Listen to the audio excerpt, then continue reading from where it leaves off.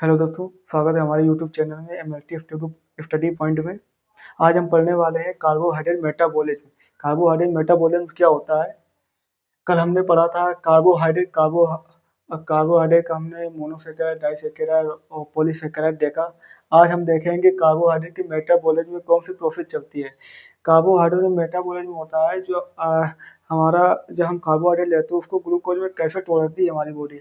तो इस मेटाबॉलिज्म में हम इसी चीज़ को देखेंगे, किस प्रोसेस से हमारी बॉडी में कार्बोहाइड्रेट ग्लूकोज के रूप में टूटता है और ग्लूकोज से कार्बोहाइड्रेट में कैसे टूटेगा। ग्लाइकोलिसिस ग्लाइकोलिसिस हमारा क्या होता है? ग्लूकोज जब हमें ग्लूकोज जो होता है वो इंटर कर जाता है एक प्रोसेस में, जिसको क्या बोलते हैं, ग्लाइकोलिसिस बोलते हैं। जब हमारी बॉडी जो होती है वो ग्लूकोज को इंटर कर देती है, कहाँ? एक ग्लाइकोलिसिस में एंटर करती है जब हमारी बॉडी ग्लूकोज को। ये प्रोसेस साइटोप्लाज्म में चलती है और ये ग्लाइकोलिसिस वाली जो प्रोसेस होती है वो कहाँ चलती है? वो हमारी साइटोप्लाज्म में चलती है। ग्लाइकोलिसिस की जो प्रोसेस होती है हमारे साइटोप्लाज्म में चलती है और ये ग्लूकोज को पायरुवेट में बनाता है। ये ग्लूकोज को क्या कर देता है? पायरुवेट में बनाता है, पायरुवेट में बना देता है, तोड़कर किसमें? पायरुवेट में बना देगा। इस स्टेज पर दो एटीपी और दो एनएडीएच बनाते हैं। इस स्टेज में क्या होता है? दो एटीपी जो होते हैं दो एनएडीएच को बना देते हैं। एटीपी एडिनोटाइन फॉस्फेट प्लस दो एनएडीएच को बनाते हैं, यानी बॉडी को तुरंत एनर्जी मिलती है। मतलब बॉडी को तुरंत एनर्जी मिल जाती है। जैसे हम क्या पढ़ा, जो ग्लूकोज जो होता है हमारा वो इंटर करता है, वो कहाँ करता है? वो ग्लाइकोलिसिस में। जब हमारा ग्लूकोज होता है वो कहाँ इंटर करता है? ग्लाइकोलिसिस में। जब वो हमारा ग्लूकोज जो, जैसे हमने कार्बोहाइड्रेट लिया और फिर उसके बाद वो ग्लूकोज में टूटता है। जब ग्लूकोज में टूटेगा तो वो ग्लाइकोलिसिस में चला जाएगा, ग्लाइकोलिसिस में। और ये प्रोसेस कहाँ होती है? साइटोप्लाज्म में चलती है और ये वो ग्लूकोज को तोड़कर पायरुवेट बनाता है। ये ग्लूकोज को तोड़ के क्या बनाता है? पायरुवेट बनाता है। इस स्टेज पर दो एटीपी जो होते हैं दो एनएडीएच बनाते हैं, यानी बॉडी को तुरंत एनर्जी मिलती है। पायरुवेट का फेड कैसे होता है? अगर ऑक्सीजन है, अगर ऑक्सीजन है तो पायरुवेट जो होता है वो माइटोकॉन्ड्रिया में जाकर एसिटिल को एंजाइम बनाता है। अगर ऑक्सीजन होता है तो उसकी उपस्थिति में पायरुवेट जो होता है माइटोकॉन्ड्रिया में जाकर, जब हमारी बॉडी में माइटोकॉन्ड्रिया में जाकर वो क्या बना लेता है? एसिटिल को एंजाइम बनाता है। एसिटिल को एंजाइम बनाता है और क्रेब्स साइकिल में इंटर करता है और फिर उसके बाद जो होता कहाँ इंटर कर जाता है? वो क्रेब्स साइकिल में इंटर कर जाता है। अगर ऑक्सीजन नहीं होती है, अगर ऑक्सीजन की अनुपस्थिति में ये पायरुवेट इससे बदल जाता है। अगर ऑक्सीजन नहीं होती पायरुवेट लोकेट में बदल जाता है, लोकेट एंजाइम होता है उसमें बदल जाता है। इसे कहते हैं एनारोबिक ग्लाइकोलिसिस। इसे क्या कहते हैं? इसे एनारोबिक ग्लाइकोलिसिस हम बोलते हैं। जब ग्लाइकोलिसिस, तो पहले ग्लाइकोलिसिस क्या होता है? ग्लूकोज इंटर करता है, कहाँ? एक प्रोसेस होती है वो ग्लाइकोलिसिस में, प्रोसेस को साइटोप्लाज्म में चलती है। ये प्रोसेस कहाँ चलती है? हमारी साइटोप्लाज्म में चलती है और ये ग्लूकोज को तोड़कर पायरुवेट बनाता है। यह ग्लूकोज को तोड़कर क्या बनाता है? पायरुवेट बनाता है। इस स्टेज पर दो एटीपी और दो एनएडीएच बनाते हैं, यानी बॉडी को तुरंत एनर्जी मिलती है। इससे हमारी बॉडी को क्या मिल जाता है? तुरंत एनर्जी मिल जाती है। दो एटीपी दो एनएडीएच बनाते हैं तो इसके यानी बॉडी को तुरंत एनर्जी मिल जाती है।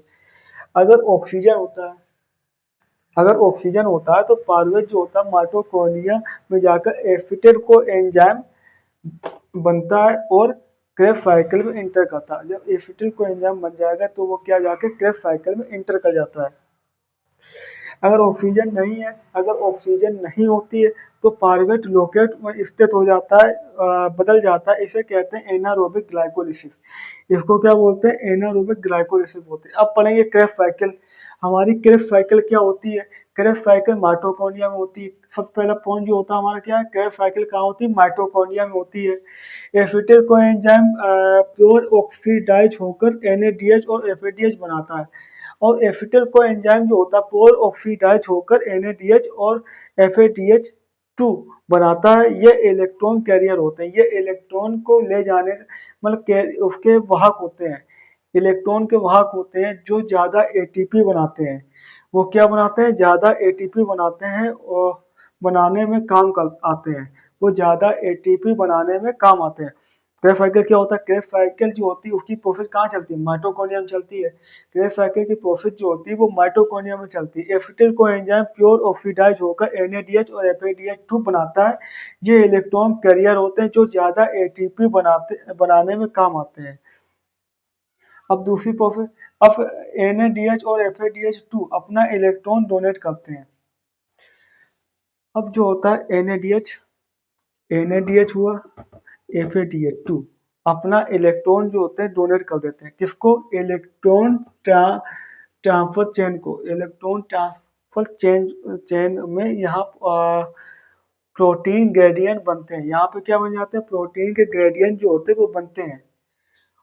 और एटीपी सिंथेसिस, और एटीपी को क्या करते हैं? Synthesis enzyme synthase enzyme ATP बनाता है।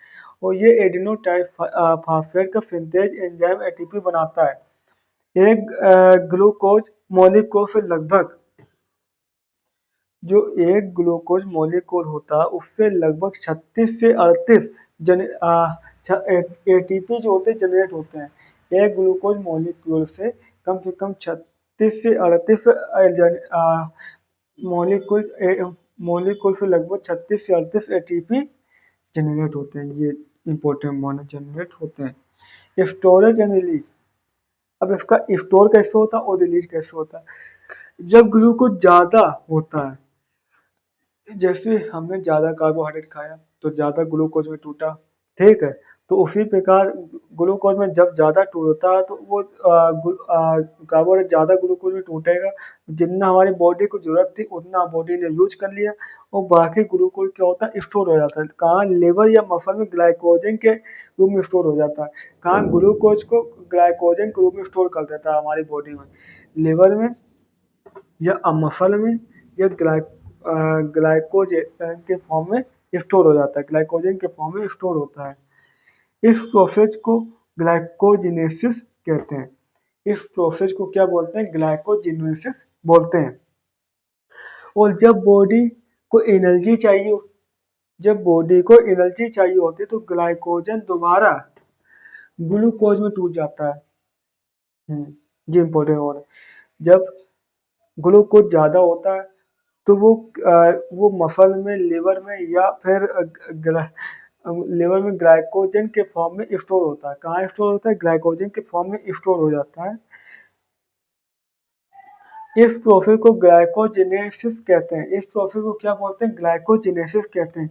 और जब बॉडी को एनर्जी चाहिए होती है तो ग्लाइकोजन दोबारा ग्लूकोज में टूट जाता है, इसे ग्लाइकोजिनोलिसिस बोलते हैं। इसको क्या बोले? ग्लाइकोजिनोलिसिस बोले। इसको ग्लाइकोजेनेसिस, ग्लाइकोजन के फॉर्म में स्टोर होता है, और इसको प्रोसेस क्या बोलते हैं? ग्लाइकोजेनेसिस बोलते हैं। और इसको जब वो दोबारा ग्लूकोज में रिलीज हो रहा है तो उसको बोलेंगे ग्लाइकोजिनोलिसिस बोलेंगे।